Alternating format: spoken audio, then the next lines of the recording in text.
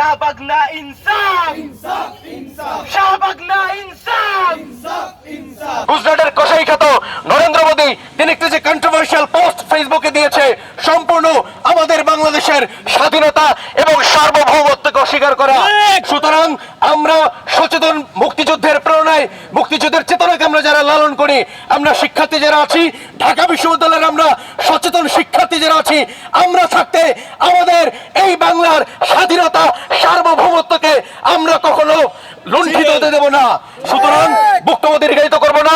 আজকের আমাদের কর্মসূচি থেকে দেশবাসীর উপলক্ষে এই বার্তা দিতে চাই যে আপনারা বাংলাদেশের পাড়া মহল্লায় এবং প্রত্যেকটি শিক্ষাঙ্গনে যার যার স্ব অবস্থান থেকে গুজরাটের কসাইখ্যাত নরেন্দ্র মোদীর স্টিকার যে ছবি, এটাকে আপনারা পদদলিত করুন এবং তার কুশপুত্তলিকা লিখে প্রেরণা দাহন করুন। যাদেরকে আমরা চেতনাবাজ হিসেবে জানি তারা আজ নিশ্চুপ, তারা কবির মতো নীরব।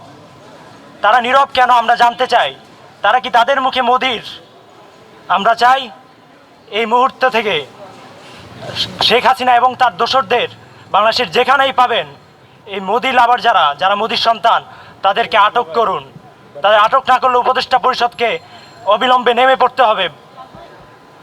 আমরা জানি যে ঢাকা বিশ্ববিদ্যালয় একটি হলকে ভারতের এক্সটেনশন বলা হয়। আমরা আশা করেছিলাম তারা আজ সারাদিন একটা না একটা প্রতিবাদ জানাবে অথবা ভারতের ফ্ল্যাগ আঁকবে, সেখানে মোদির কোমাইকে সেখানে লম্পজম্প করবে, কিন্তু তারা কোনো ধরনের প্রতিবাদ জানায়নি। আমরা আশা করবো এখনো সময় আছে, তারা মোদির বিরুদ্ধে বিবৃতি দেবে।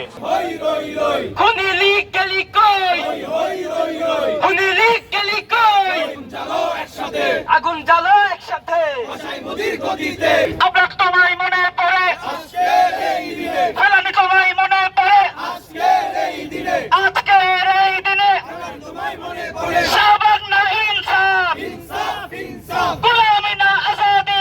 দেশের নাম্বার 1 ট্রেডিং অ্যাপ নিফটি ফার্স্টে পাচ্ছেন ট্রেডিং এর সব সুবিধা, dual exchange access, company analysis, portfolio তৈরি করা সহ আরও অনেক ইউনিক ফিচারের সাথে ট্রেড করতে ডাউনলোড করুন এক্ষুনি।